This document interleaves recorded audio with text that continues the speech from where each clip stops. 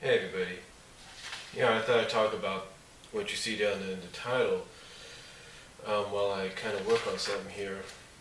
I recently DVD fabbed this movie, so now I have it. But anyway, the title says it best, and I'm going to explain it. Particularly, why Sonic and Sally basically is the default pairing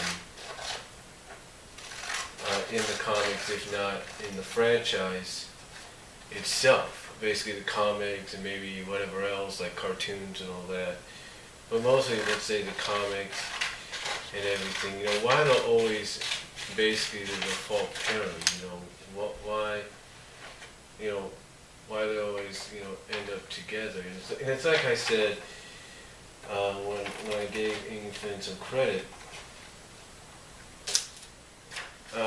basic, you know, it- I didn't really say it when I was talking about the credit part, but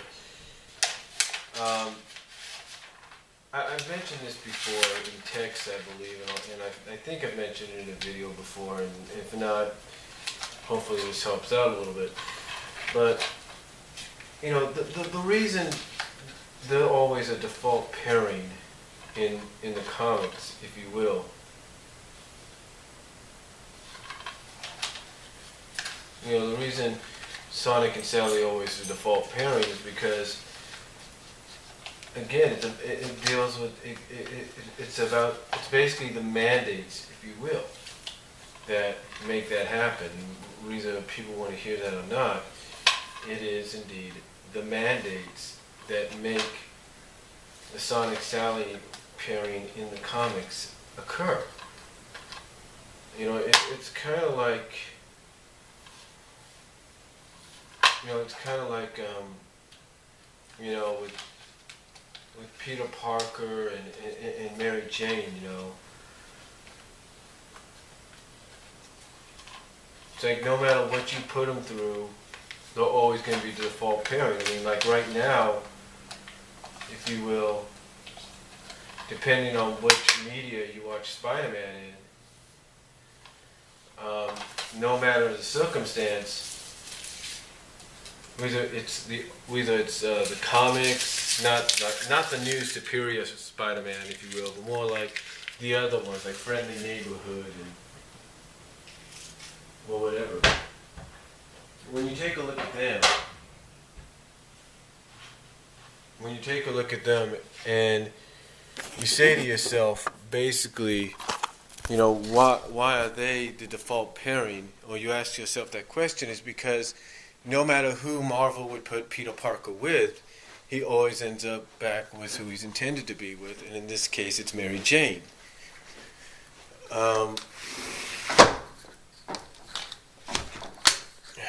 Same could be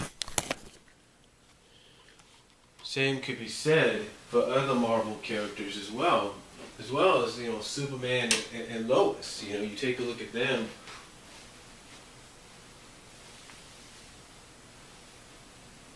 And you kind of say to yourself, well, why is this, why is that, blah, blah, blah.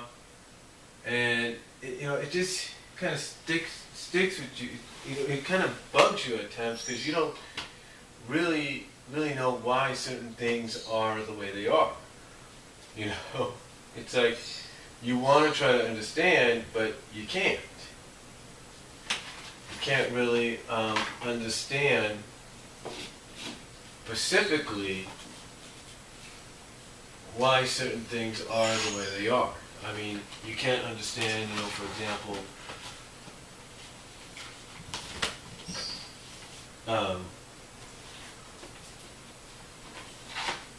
there, all ice ages now. But honestly, you can't, sometimes understand, like, why, for example, Superman always has got to end up with Lois Lane and vice versa. Again, it's a default setting. No matter who you put them with, it's always the default setting. It makes the most sense. And as far as Sonic and Sally goes in the Sonic comics, it's the same thing, whether people want to agree with that or not. You know, you could look at all the other medias and say, well, Sonic and Amy is the default couple, or you could look at certain other areas and say, well, Sonic and Blaze could be a default couple. And, you know, you might be right about that. But, you know, the more you think, but when it comes to the comics, and heck, even Saturday morning cartoon, it's always going to be Sonic and Sally. You know, there's no getting around that. There's no like saying, oh well, there's got to be a way around it. There's no getting around it. I mean, this is why every time a writer, whether it's Ian Flynn, whether it's Ken Penders, Carl Bowlers, or anybody in between, has a chance to write for those characters, or write for the comic, and write stories for the comic, they always find a way to separate, if you will, Sonic and Sally for a period of time. Sometimes it's an extended period, sometimes it's a short period. You know, you take a look at the fact that they got back together, and it was building up, like I said in the video where I gave Ian Flynn credit for a lot of things, but it started slowly building up from about 212 to about to finally 222, so you kind of had that slow build-up. You had about nearly a year's worth of build towards the rekindling, towards the respark, if you will. And you got to realize how far in between that was, if you will. You know, you got to realize that they broke off in 134, thanks to Carl Bowlers, as many people point out. Kind of rekindled the friendship, if you will, throughout the mid-150s into 170s and all that.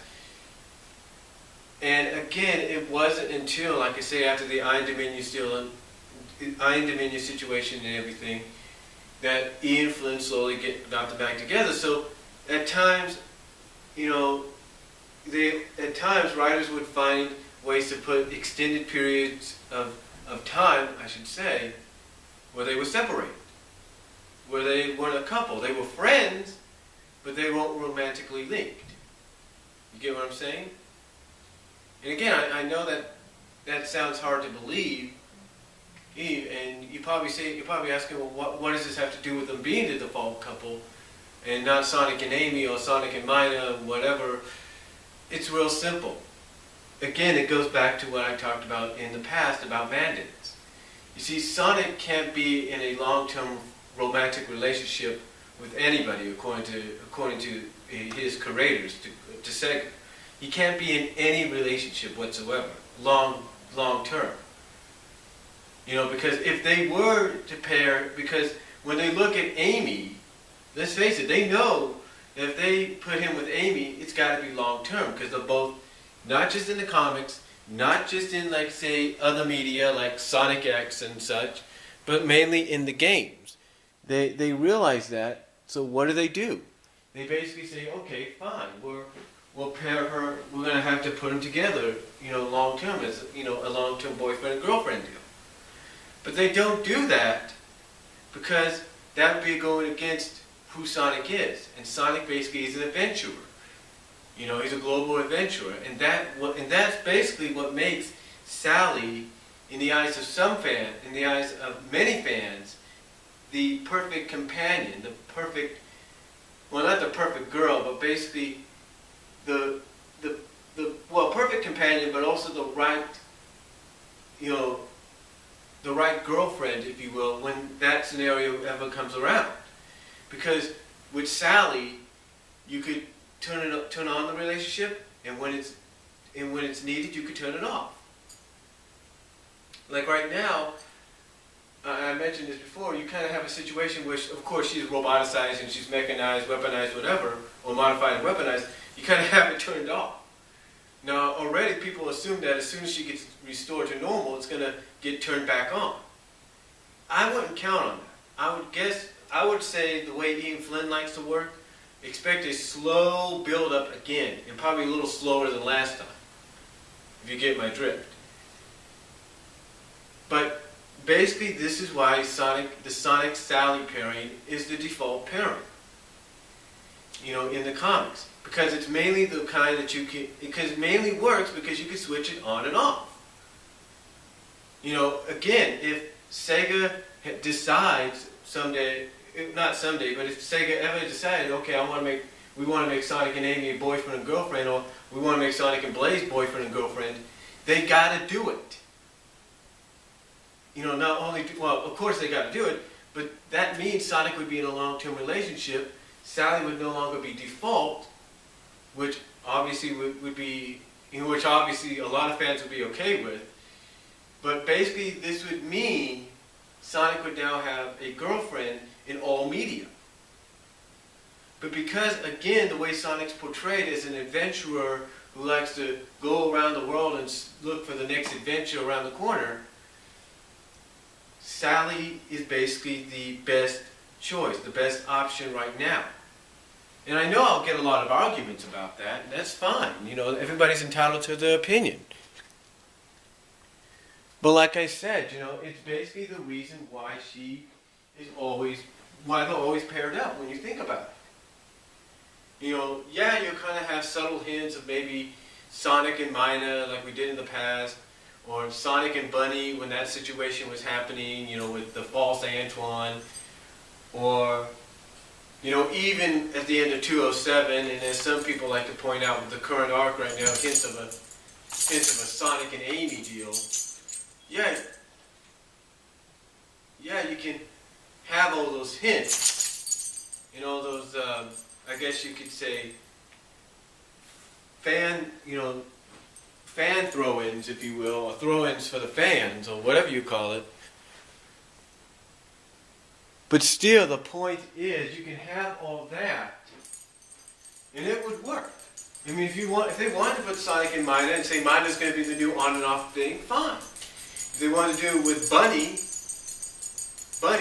you know, even before she married Antoine, if they wanted to do before her marriage with Antoine, and kind of had that situation there, and, you know, with the whole evil situation kind of deal, then yeah, it would have worked. But again, even if they chose somebody else, it still would have been the same scenario. It would have been on and off. And since